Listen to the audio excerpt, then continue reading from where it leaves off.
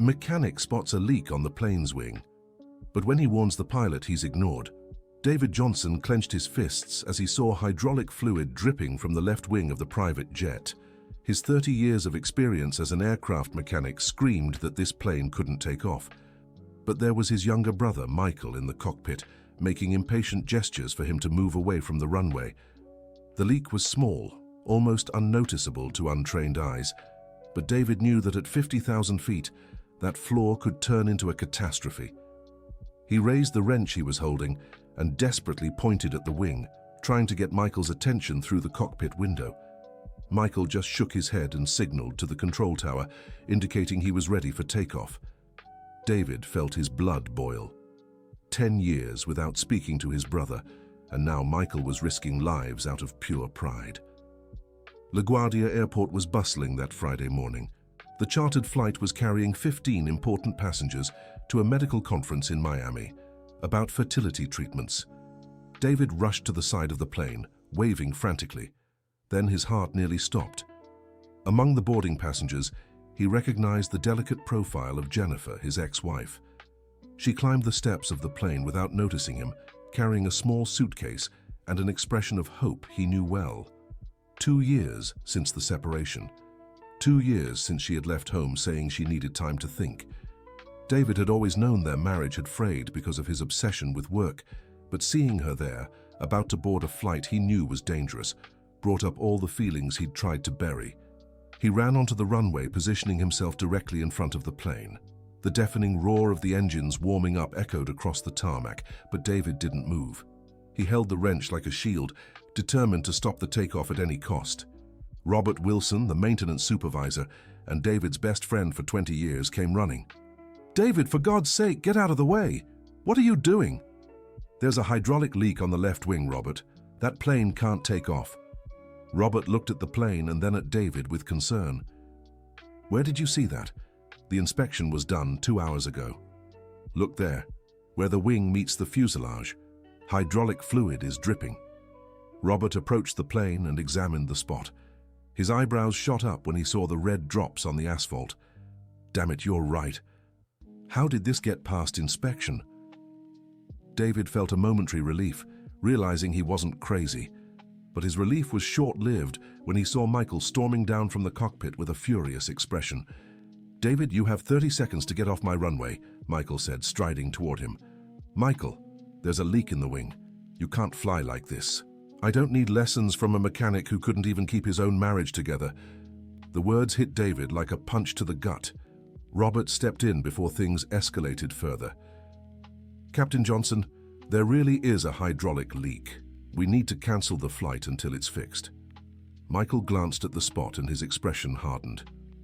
"It's a minor leak, within acceptable flight parameters." "No, it's not, and you know it," David shot back, his anger rising. "It's always been like this, Michael. Since we were kids, you've acted like the rules don't apply to you. And you've always been the perfect brother, haven't you? Dad's favorite who could do no wrong." The two men stood facing each other on the runway, years of unresolved resentment bubbling to the surface. That's when a woman's voice interrupted them. "David, is that really you?" Jennifer had stepped off the plane and was walking toward them, a mix of surprise and discomfort on her face. David felt the world spin. "Jennifer, I didn't know you were on this flight. You work here now?" she asked, eyeing the blue uniform he was wearing. "For 6 months. After you left, I requested a transfer from JFK to here." Michael watched the scene with renewed interest. He knew Jennifer from family gatherings before the brothers' falling out, but he had no idea she was David's ex-wife. "Jennifer, you're married to my brother?" Michael asked, genuinely surprised. "Was," she corrected, not taking her eyes off David. "We've been separated for 2 years." An awkward silence settled between the three of them. Other passengers began disembarking, growing impatient with the delay. Among them, David noticed a gray-haired man in a navy blazer approaching the group. "Excuse the interruption," the older man said. "I'm William Parker, a retired aeronautical engineer. Did I overhear a discussion about a technical issue?" David looked at the man with renewed hope. "Mr. Parker, There's a hydraulic leak on the left wing. Nothing serious yet, but at altitude it could worsen. William walked over to the aircraft and carefully examined the indicated spot. After a few minutes, he returned with a grave expression. The young man is right. This kind of leak can lead to a complete loss of the hydraulic system at altitude. I've seen accidents like this in the 80s. Michael shook his head, visibly irritated. With all due respect, Doctor, but this aircraft was inspected by qualified technicians 2 hours ago. Then someone was negligent or incompetent, William replied bluntly. The tension on the tarmac was becoming unbearable. Other airport staff began gathering, drawn by the commotion. David realized he had only minutes before the situation spiraled out of control. Jennifer, he said, turning to his ex-wife, where are you headed? She hesitated before answering, glancing at Michael and then back at David. Miami. I have an appointment at the fertility clinic. David felt as if he'd been punched again. Throughout their marriage, Jennifer had dreamed of having children, but he'd always made excuses to delay, always prioritizing his career and work problems. Dear listener, if you're enjoying the story, don't forget to like and especially subscribe to the channel. It helps us a lot as we're just starting out. Now back to it. Jennifer, No, David. Not now. I've waited long enough. Michael watched the exchange between them, and for the first time since stepping out of the cockpit, his expression softened slightly. Jennifer, if there's really a safety issue. There isn't, David snapped. I mean, there is, but that's not the point. It's about you, Michael. It's always been about you not being able to accept that someone might know more than you. And it's always been about you being the perfect brother who can never be wrong, Michael shot back. Robert approached the two brothers holding a folder of documents. David, I need to show you something. In private. The two stepped aside. Robert opened the folder and revealed a series of maintenance reports. Look at this. Over the last 3 months, 5 of the reports you signed were questioned by the board. Someone's claiming you're being overly strict and causing unnecessary delays. David examined the documents with a sinking heart. Robert, every one of those inspections was correct, I'm sure of it. I know, man, I trust you, but something strange is going on here. These questions came directly from the operational director's office. Richard Thompson? Exactly, and there's more. Michael is being investigated internally for negligence in 2 different situations last month. David felt his blood run cold. What kind of negligence? Authorizing takeoffs without properly checking maintenance reports. In both cases, minor issues were ignored. David looked at his brother, who was talking to Jennifer near the aircraft. For the first time, he noticed Michael seemed more tired and tense than angry. Robert, do you think someone is pressuring Michael to fly despite the problems? I don't know, but this specific flight is different. The charter was paid with a generous bonus for the company, and there's a hefty penalty clause for cancellation. David felt suspicion growing in his mind. He walked back to Jennifer and Michael, who had stopped talking and were watching him expectantly. Michael, who arranged this charter? Why do you want to know? Just answer, for heaven's sake. Michael hesitated before replying. It was Richard Thompson himself, said it's a very important client. David and Robert exchanged meaningful glances. The situation was becoming more complicated than they'd imagined. Jennifer, sensing the tension, decided to step in. Look, I don't know anything about planes, but I understand people. You two are fighting over something that happened a long time ago, and it's interfering with what really matters now. Jennifer's right, said William Parker, rejoining the group.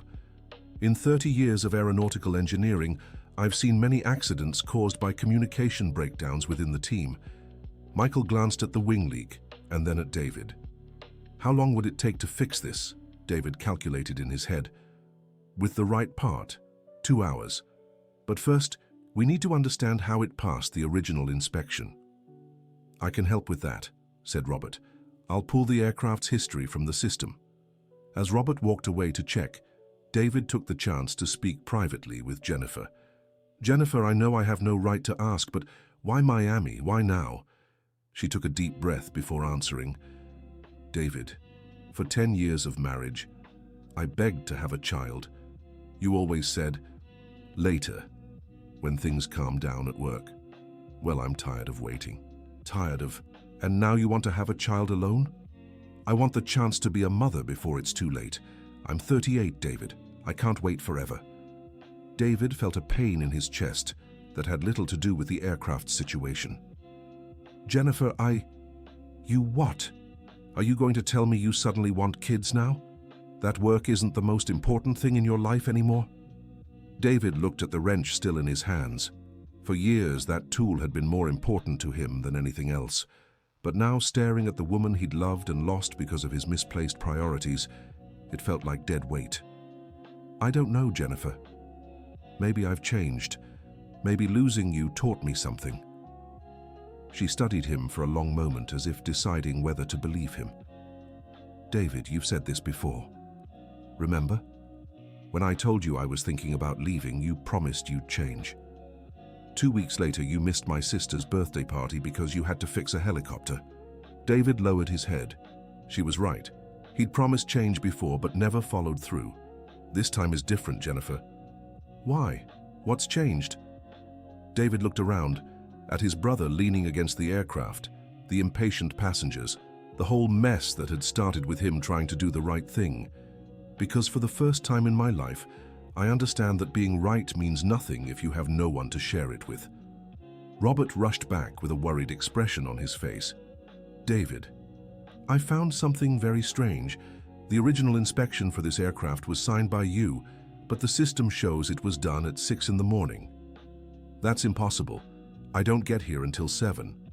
That's what I thought. Someone forged your signature in the system. Michael, who had overheard the conversation, approached the group with a serious look. Are you saying someone tampered with the maintenance records? It seems so, Robert replied. And there's more. I found out the cancellation penalty clause for this specific flight is $200,000. David felt the puzzle pieces coming together in his mind. Someone wants this flight to happen despite safety issues. But why? Asked Jennifer. William Parker, who had remained silent until then, cleared his throat.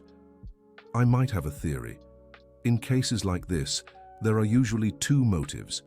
Either someone wants to cause an accident, or someone wants to cover up a very serious mistake. The suggestion left everyone silent. The idea of intentional sabotage was terrifying. David looked at Michael and, for the first time in 10 years, saw vulnerability in his younger brother's eyes. Michael, is there something you're not telling me? Michael hesitated for a long moment before answering. David, I made a serious mistake 3 weeks ago. What kind of mistake? I authorized the takeoff of an aircraft with a fuel system issue. Nothing happened, but when the report reached the board, Richard Thompson called me in for a talk. David felt a chill in his stomach. And what did he say? That he could cover up the mistake, as long as I was more flexible with safety regulations in the future. My God, Michael, you agreed? I had no choice. If that mistake went on my record, I'd lose my pilot's license. Jennifer looked at the 2 brothers with growing horror. Are you saying someone is blackmailing pilots into ignoring safety issues? It seems that way, David replied, feeling anger rise within him. Robert shook his head, visibly disturbed. David, if this is true, we need to report it. It's not just about this flight. It's about all the others that could be at risk. David looked at Michael and saw something he hadn't seen in years: fear. His younger brother, always so confident and arrogant, was scared. Michael, why didn't you tell me this before? Because you're the perfect brother, remember? The one who never makes mistakes, never takes a bribe, never does anything wrong. How could I admit I gave in to blackmail? David felt the weight of the years of distance between them. He realized his image of perfection had been both a blessing and a curse. Michael, I'm not perfect. Far from it. I lost my marriage for being stubborn and obsessive. I lost my brother for being too proud to admit I was wrong. David, Jennifer whispered, gently touching his arm. It's true, Jennifer. I always thought being right was more important than being close to the people I love. Michael looked at David with an expression mixing surprise and relief. "You've really changed, haven't you?" "I'm trying."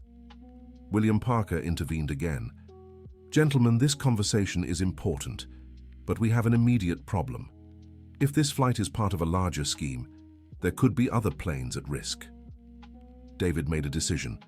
He handed the wrench to Robert and pulled out his phone. "I'm calling the Federal Aviation Administration. They need to know about this." "David, wait," Michael said, grabbing his arm. "If you report this, my career is over." David looked into his brother's eyes and saw the boy who used to admire him when they were kids. "Michael, your career only ends if you keep being complicit in this. If you help me expose the scheme, we can protect your license." "How?" "You'll be a witness, not an accomplice. You'll help dismantle a corrupt system." Jennifer watched the conversation between the two brothers with teary eyes. "You know you could die if you try to expose this, right?" "Jennifer, there are 15 people on that plane," said David, pointing to the aircraft, "and hundreds more who could be at risk if we do nothing. Dear listener, if you're enjoying the story, don't forget to like and especially subscribe to the channel. It really helps us newcomers. Now back to it." "But I just found you again," she said, her voice trembling. David stepped closer and gently touched her face.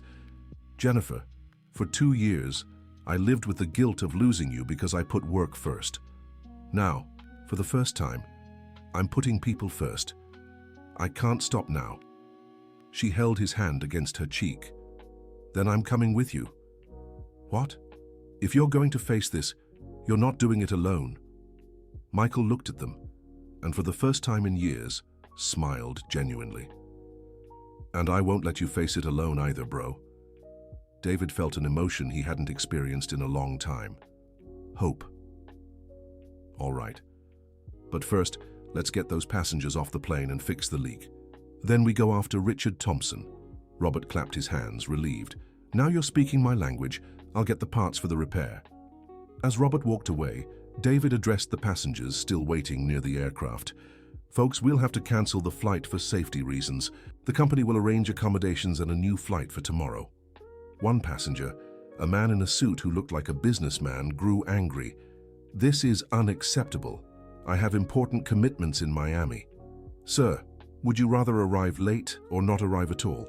asked William Parker, with a sarcasm that made some passengers laugh nervously. Jennifer approached David as the passengers headed back to the terminal. "David, are you sure about this? Speaking out could bring consequences we can't even imagine." "Jennifer, for 10 years you've asked me to be a better man. This is my chance." She smiled, and in that smile, David caught a glimpse of the woman he'd fallen for 15 years earlier. "Then let's do this right." 2 hours later, the leak had been repaired, and David, Michael, Jennifer, and Robert gathered in Robert's office, planning how to confront Richard Thompson. "We have to be careful," said Robert. "If he's really running a corruption scheme, he won't admit it easily." "We have evidence from the altered records," said David, "and Michael's testimony about the blackmail." "But we need more," said Michael. "If it's just my word against his, I'll lose." Jennifer, who had stayed quiet until then, had an idea. "What if we recorded a conversation with him?" "How so?" asked David. "David goes to his office, says he found out about the scheme, and offers to join in. If Richard is smart, he'll try to bribe David too." "That's dangerous," said Robert. "But it could work," Michael agreed. David considered the plan. It was risky, but it might be the only way to get enough evidence. "All right, let's try it." An hour later, David knocked on Richard Thompson's office door. The operations director was a man in his 50s, with neatly trimmed grey hair and a smile that never seemed sincere. "David, what a surprise. I heard you caused a little trouble on the runway today." "That's why I'm here to talk to you, Mr. Thompson." Richard gestured to a chair in front of his desk. Sit down, sit down." "Would you like some coffee?" "No, thank you." David had hidden a small recorder in his shirt pocket, just as Jennifer had suggested. "Dr. Thompson, I've discovered something interesting about the maintenance reports." "Oh, what did you find?" "Someone's been forging signatures in the system." Richard leaned back in his chair, keeping his expression neutral. "That's a very serious accusation, David." "I know." but I also found out that pilots are being pressured to ignore safety issues. For the first time, David noticed a different gleam in Richard's eyes. And where are you going with this? Dr. Thompson, you and I both know aviation is an expensive business. Sometimes, small technical issues can cause major financial losses. Richard leaned forward, intrigued. Go on. If there's a system in place to, let's say, optimize operations, I'd like to be part of it. Richard smiled, but David noticed it wasn't a friendly one. David, are you offering me your services? I'm offering my discretion, in exchange for proper compensation, of course. Richard opened a desk drawer and pulled out an envelope. You know, David, I've been expecting this conversation for a long time. You have a reputation for being too rigid with safety regulations. People change, Dr. Thompson. Yes, they do, Richard said, sliding the envelope across the desk. Here's $20,000. Consider it a bonus for your newfound flexibility. David took the envelope, feigning satisfaction. And how does the system work? It's simple. You keep doing your inspections as usual, but when you find minor issues I consider acceptable, you look the other way. And how will I know which issues are acceptable? Richard laughed. I'll let you know, just like I've let your colleagues know. Other mechanics are part of this? David, do you really think a scheme like this could run with just one person? David's stomach turned. The scheme was bigger than he'd imagined. How many are involved? Let's just say you won't feel alone. Richard stood and walked to the window overlooking the runways. David, civil aviation is getting more competitive. Companies that can't keep costs low simply go under. Our job is to make sure that doesn't happen, even if it means putting lives at risk. Richard turned, staring directly at David. David, in 30 years of aviation, there's never been an accident directly caused by our optimizations. We are very careful. And if there is an accident, there won't be. We have complete control of the situation. David stood, tucking the envelope into his pocket. Dr. Thompson, thank you for your trust. You can count on me. Richard extended his hand. Welcome to the team, David. As he shook Richard's hand, David felt a mix of disgust and relief. He'd gotten the confession he needed, but he'd also learned the problem was much bigger than he'd thought. Leaving Richard's office, David went straight to meet the others in the airport cafeteria. Jennifer, Michael, and Robert were waiting anxiously. Did you get it? Jennifer asked as soon as he sat down. David pulled the recorder from his pocket and placed it on the table. I did. He confessed to everything. And now? Michael asked. Now we go to the Federal Aviation Administration, David said. Robert shook his head. David, you realize this will end our careers at this airport, right? Robert, if we do nothing, it could end hundreds of lives. Jennifer took David's hand. I'm proud of you. He looked at her, feeling an emotion he hadn't experienced in years. Jennifer, are you still traveling to Miami?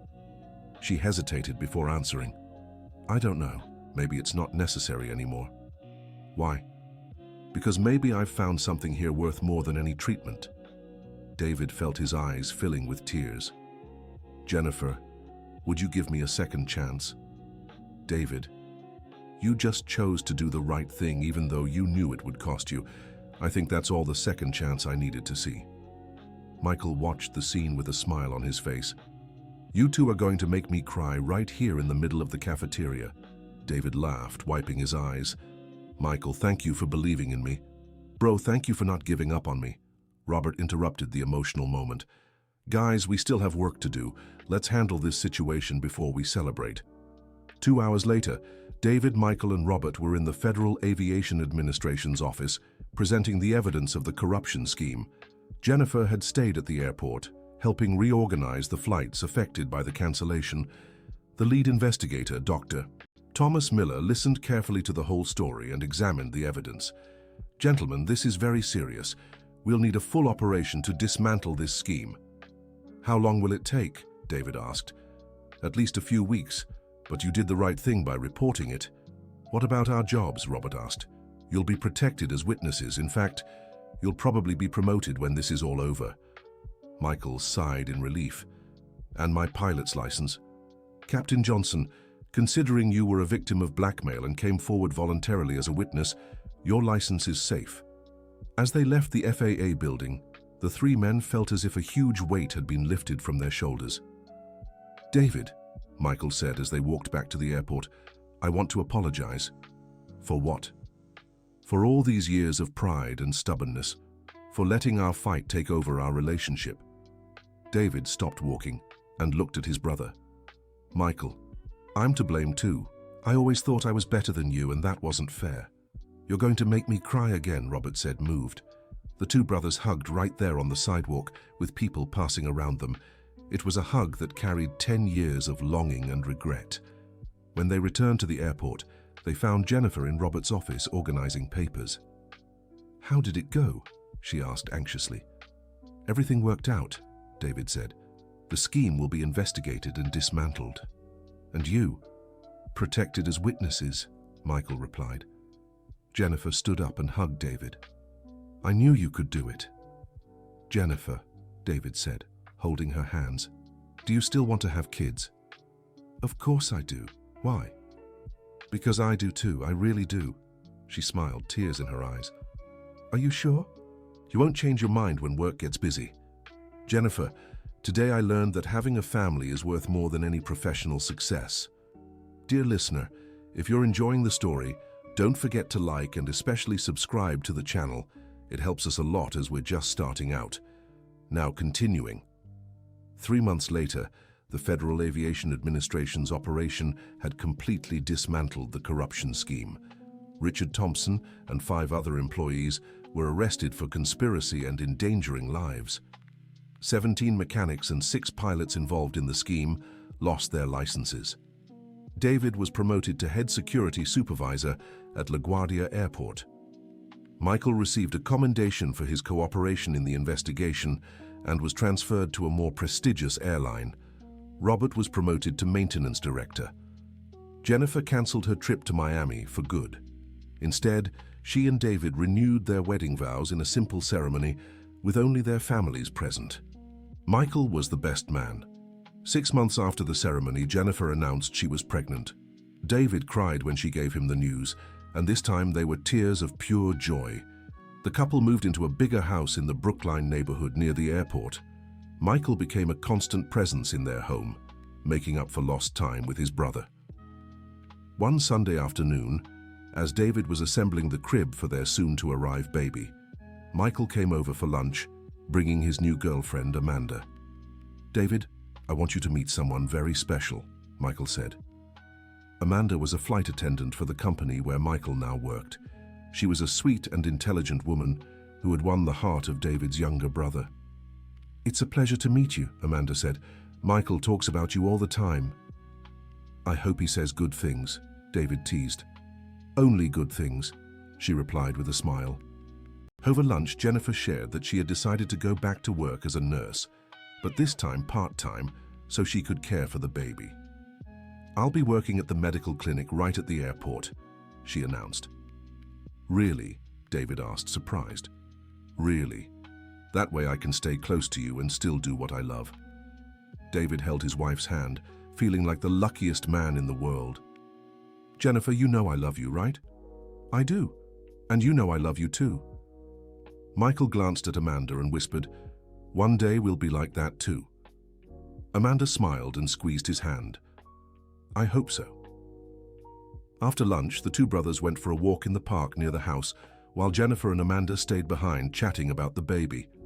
David, Michael said as they walked, I never properly thanked you. Thanked me for what? For saving me. If you hadn't pushed so hard about that leak, I probably would have gotten deeper into William's scheme. David stopped walking and looked at his brother. Michael, you saved me too. How so? You gave me the chance to choose between being right and doing the right thing, and you gave me the chance to win my family back. I guess we saved each other then. I guess we did. The two continued walking in comfortable silence, enjoying the sunny afternoon and each other's company. 3 years later, David and Jennifer had 2 children, Ethan, now 2, and Sophia, 6 months old. Michael and Amanda had also married and were expecting their first child. LaGuardia Airport had become a model of operational safety, with David leading a team of highly skilled and rigorously honest mechanics.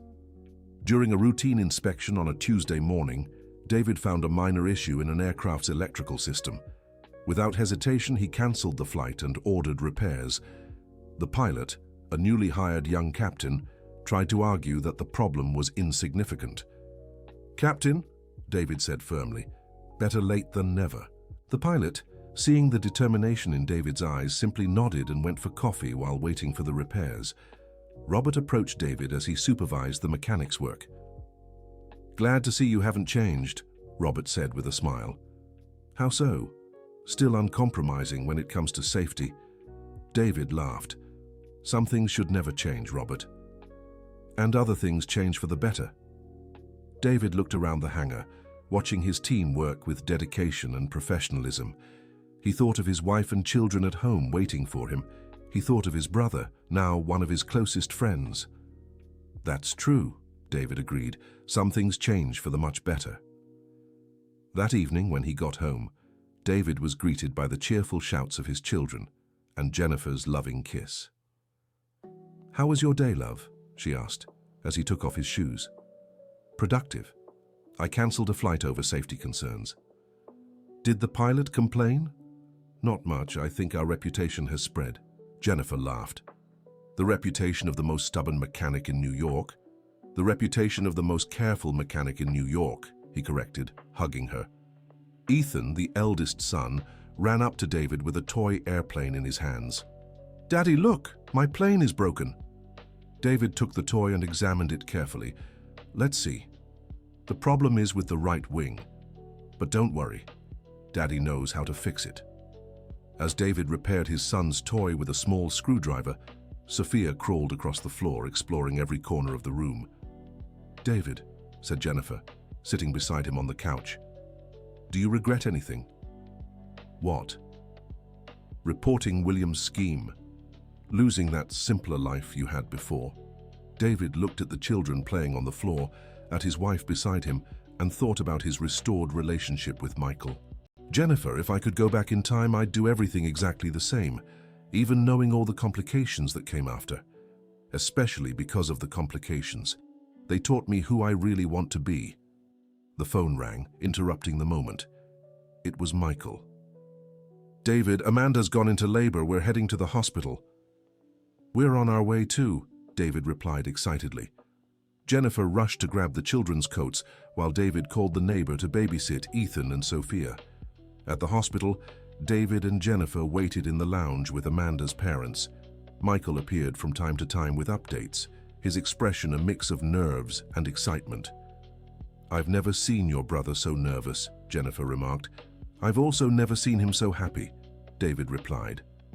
4 hours later, Michael walked into the waiting room with a smile that lit up his whole face. "It's a girl, Emily Johnson." David hugged his brother tightly. "Congratulations, bro. How are Amanda and the baby?" "Perfect. Absolutely perfect." When David and Jennifer finally got to see their niece through the nursery window, David felt an indescribable emotion. "She's beautiful," Jennifer whispered. "She looks just like Michael when he was a baby," David said, moved. "Imagine when our kids grow up and play with Emily." David pictured the 3 cousins running around their backyard, laughing and playing like he and Michael had as children. "It'll be wonderful," he agreed. 2 years later, David's prediction came true.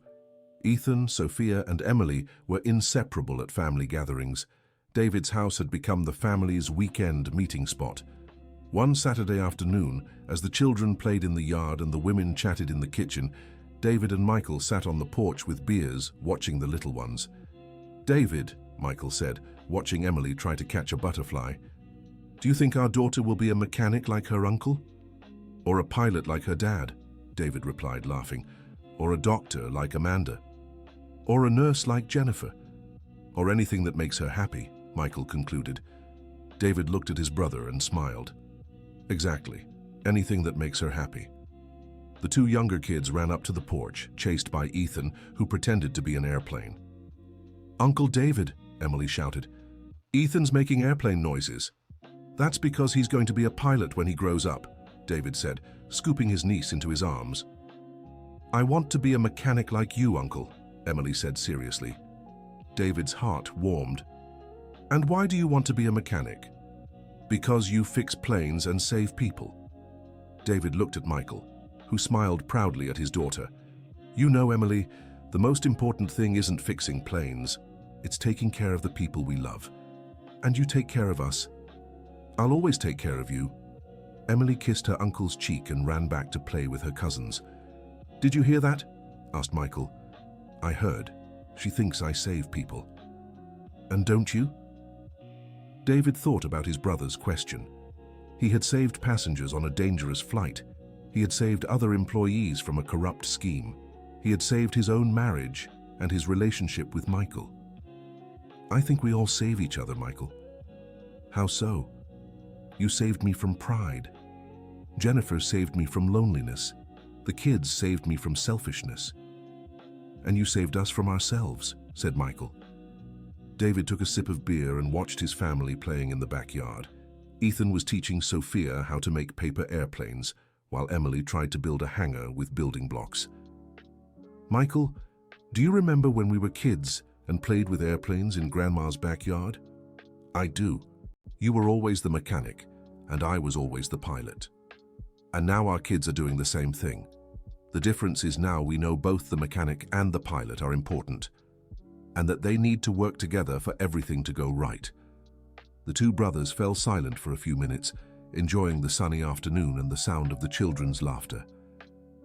David, Michael said eventually. Thank you. What for this time? For never giving up on us. For insisting on doing the right thing even when it was hard. Michael, you don't have to thank me for that. Yes, I do. If you hadn't been so stubborn that day on the runway, I probably would have stayed in William's scheme and ended up in jail. David looked at his brother and saw on his face the same gratitude he felt every day. And if you hadn't trusted me, I never would have had the courage to stand up to William. So, we're even. We're even. Jennifer appeared on the porch with a tray of sandwiches. What are you two talking about? About how lucky we are, David replied. Lucky how? To have a second chance, said Michael. Amanda appeared behind Jennifer, carrying a chocolate cake. Second chance for what? To be a real family, David answered. The four kids ran to the porch when they smelled the cake. Cake, Ethan shouted. Chocolate, Emily added. Sophia just clapped, still too little to speak properly. As everyone gathered around the table for the afternoon snack, David looked around and felt completely fulfilled. His wife was by his side, his kids were healthy and happy, his brother had become his best friend again. David, Jennifer whispered, what are you thinking about? I'm thinking it was worth insisting on that leak. Because of the investigation? Because of everything. If I hadn't insisted, I never would have won you back, never would have reconciled with Michael, never would have discovered what really matters in life. Jennifer held his hand under the table. And what really matters? David looked at the kids sharing the cake, at Michael and Amanda laughing at some joke, at that whole scene of domestic happiness. This right here, this table, this family, this moment. Even with all the work hustle, the worries about the kids, the bills to pay, especially because of that. Because it means we're really living. Jennifer kissed his cheek. I love you, David Johnson. I love you too, Jennifer Johnson. Ethan, who had overheard his parents' exchange, made a face. Gross. Dad and Mom are kissing. Everyone laughed, and David pulled his son into a hug. You'll understand one day, champ. Never. Kissing is disgusting. He'll change his mind, Michael said, laughing. Absolutely, Amanda agreed. As the afternoon wore on and the kids grew sleepy, the family gathered in the living room to watch a movie. David was on the couch with Sophia sleeping in his lap, Jennifer by his side with Ethan leaning against her shoulder, and Michael and Amanda in the armchair with Emily sleeping between them. David, Jennifer whispered, careful not to wake the children, do you still have nightmares about plane crashes? David thought about the question. For years he had recurring nightmares about accidents that could have been prevented if he had been more careful. Not anymore. Now I dream about good things. Like what? Like watching our children grow up, starting their own families, like growing old by your side, like teaching Ethan how to fix planes if he wants to. And if he doesn't? Then I'll teach him how to fix whatever he chooses. Sophia stirred in her father's lap, murmuring something unintelligible in her sleep. David adjusted her in his arms. Jennifer, do you ever regret coming back to me? David Johnson, how could you even ask that? It's just, sometimes I think you deserved someone better. David, you're exactly the man I always knew you could be. You just needed to figure it out for yourself. And now you're the father our children deserve, the brother Michael always wanted back, and the husband I've always loved. David felt his eyes filling with tears. After so many years prioritizing the wrong things, he had finally found balance. The movie ended and the children were taken to their rooms. Michael and Amanda said goodbye and headed home, promising to return the following Sunday. When they were finally alone, David and Jennifer sat on the porch enjoying the quiet of the night. David, I have something to tell you, Jennifer said. What is it? I'm pregnant again. David looked at her with wide eyes. Really? Really? I found out yesterday, but I wanted to be sure before telling you. David hugged her and spun her around on the porch. Jennifer, this is wonderful. Are you sure? We already have 2 little ones. Jennifer, I want a big family. I want this house full of laughter and play. Even if it means less time for work? Especially because of that. I've already learned what my priority is. David kissed his wife with all the passion he felt for her. It was a kiss that carried promises for the future and gratitude for the present. When should we tell the children, he asked. Whenever you want. And Michael, whenever you want. David thought about how Ethan would react to the news of being a big brother again, how Sophia would share her parents' attention, how happy Michael would be to have another niece or nephew.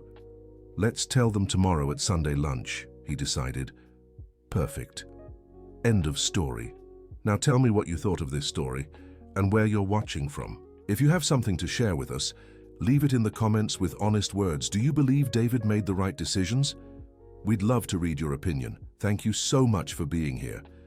Don't forget to like and, most importantly, subscribe to the channel so you don't miss other heartwarming stories like this one.